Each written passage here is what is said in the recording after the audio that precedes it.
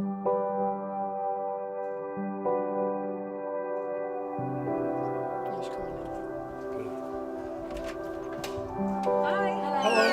are you guys? Hi, I'm Jess. Hi Jess, nice to meet you. I'm Elaine. So Amber was born on the 15th of February 2008. Perfectly healthy, no problems, normal delivery, everything was fine. She was a perfect baby. I've known Amber since she was born. Her dad and my husband are best friends, and I've known her mum since her mum and dad started going out with each other. On the 3rd of November 2013, Amber wasn't feeling well all week. She had been feeling a bit ill. Nothing out of the ordinary. She was just, we thought it was a vomiting bug. She was getting sick, but then she would be fine. And then on the Sunday, she really didn't feel well, and she was vomiting and complaining of pain in her head. And all of a sudden then she was just lying on the couch and she just went completely lifeless. So we knew something wasn't right, so we rang Care Doc straight away and they brought us up to the local Care Doc. They examined her and they sent her to Kilkenny where they did bloods. And while she was in Kilkenny, her left-sided weakness came. She's kind of lost use of her left side while we were there, and we were transferred straight away then to Temple Street that night. So she was in intensive care then for about 9 days. When she got sick first, she was in a coma for a week. So like when we were at the hospital and seeing her in bed in a coma, it was like the most frightening thing you'd ever imagine, to see a little girl. And then she was moved down onto the renal ward in Temple Street, and she was there for 4 months. Then after that we discovered that she had had a stroke and that she had kidney failure.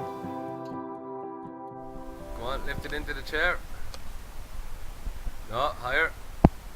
Higher. Good girl. Take it back out.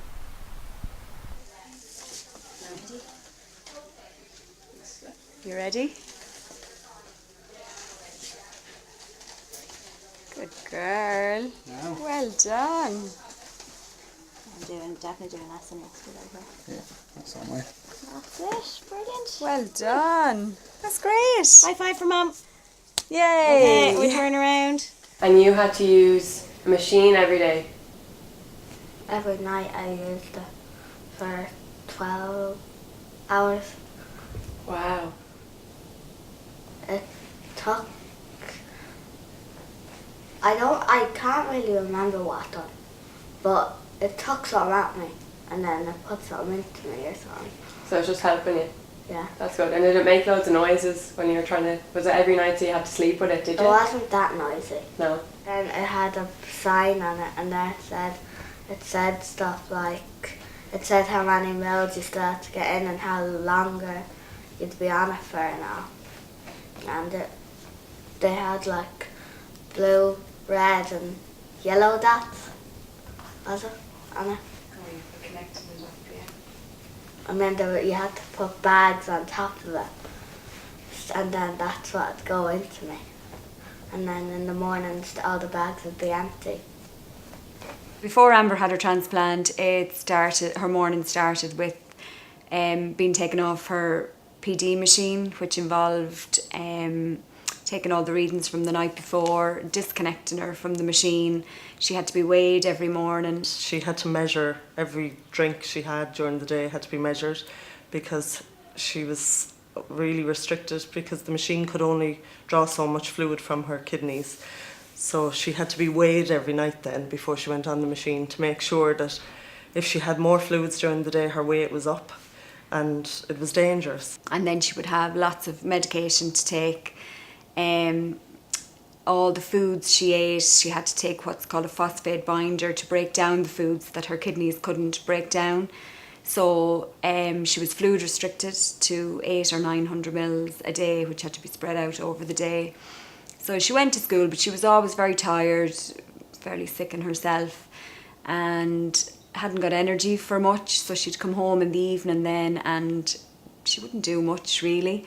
And then the whole process started of setting up her machine and getting her ready to go to bed and putting her on her machine. So she was on for 12 hours overnight. So really she was restricted to where she could go or what she could do. Um, well, I got headaches a lot, and I used to get very sick some of the times. She went on the list in 2014, and because all her tests were inconclusive, they wouldn't accept a family member to donate their kidney, so she went on the list waiting for a deceased donor. Last December, the hospital had told Billy and Elaine that they might test them. Even though Amber's condition was genetic, there was a new doctor in Temple Street and he was thinking that he might try one of their kidneys. He might chance it because she had been on the deceased register for so long. So that was like before Christmas. So over Christmas they were hoping and thinking that maybe they would be tested to see could they donate. You made a list of like all the things you wish you could do when you were unwell, and then all the things you wish you could do when you were healthy, when you got your new kidney. Do you have that list? No. Do I, Mommy? I don't know, Amber. She probably threw it in the bin. Do you know what was on the list? Any of them? Eat chocolate, eat ice cream, go to Hawaii, go to Australia. That's all I can remember that was on it.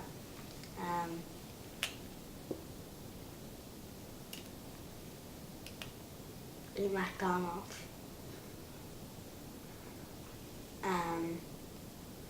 Find a unicorn. I think that was it. I love all this unicorn. Gorgeous. Oh, it's beautiful. I love it. She's great, isn't It's gorgeous. she? Yeah. This is lovely. You're I'm lovely. only sorry she didn't get two then when she decided to go for the Oh thing. no, it's Do you know what I mean? lovely. You're gorgeous. No, I knew. So what time are the girls arriving at? 3 o'clock we had said, so Ah, sure. Ella's here. And what are you the other going to Ella. do? Watch a movie? No, they're Go gonna, crazy? Sarah and Kelly are going to do their makeup if they want to get their makeup Oh. done. And then we have the pinata and pin the Nice. tail on the unicorn. Pin the And hopefully horn. It'll be 5 o'clock then. We're time for the food. There. Yay! You got it here. That's my number. Oh, damn. That's mine.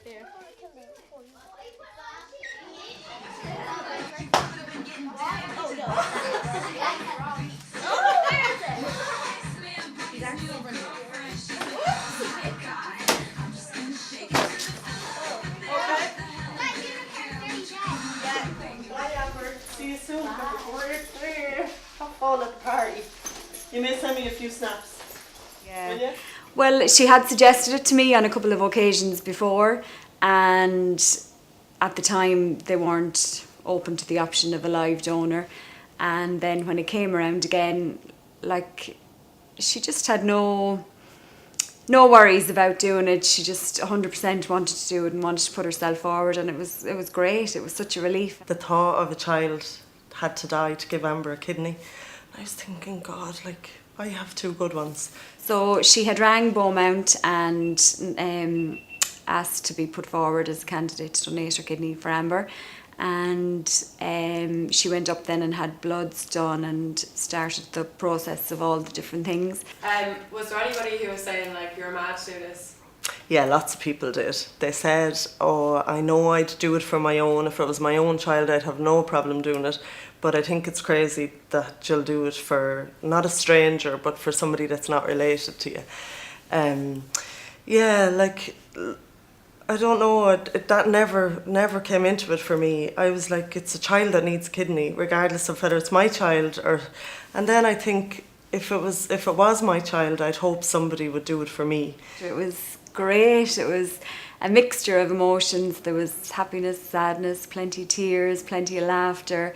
We were just so thankful and so happy that things were moving along. But until, I suppose, it actually happens, there's always that worry in the back of your head that what if it doesn't work, or what if things go wrong and it can't go ahead. And you're not only worried then about Amber, you're also worried about Anne-Marie, because we knew her so well. So you've twice the worry and the wondering of what's going to happen for everyone. So, but it was great. We were so happy. I was brought into the hospital the night before, and it was kind of exciting because it was like, this is the build-up for so many months, and this is it. So they brought me in the night before, and then they got me up really early the next morning, like 6 o'clock, to prepare me. And I was taken down to theatre at around 8 o'clock in the morning. So I knew that they were going to take my kidney out in Beaumont, and Amber was in Temple Street. So they had to wait until my kidney was out before they could bring her down to theatre. So I was kind of anxious that, come on, let's get going now, because I knew what it would be like for her and her family, sitting over there waiting. Like, at least I was just up out of bed and brought down, whereas they were waiting all day to hear that the kidney was out and it was good enough for her to be brought down. So I was wheeled into theatre, and they said, oh, we're going to put a drip in your arm and give you something to relax you. And the next thing I was awake and it was done. And I was kind of groggy when I woke up, and I was like, can you tell me, did everything go okay? And they were like, yeah, everything's fine. And I was like, what about Amber, is she awake? And they didn't know anything at that stage. So they brought me back to my room, and I must have slept for an hour or something. And then I remember hearing my surgeon outside the door, and I knew she had taken the kidney to Temple Street. So I was like, oh, she's back. So the relief to know she was back. So she came into the room, and I was like, tell me, is she okay? Is she okay?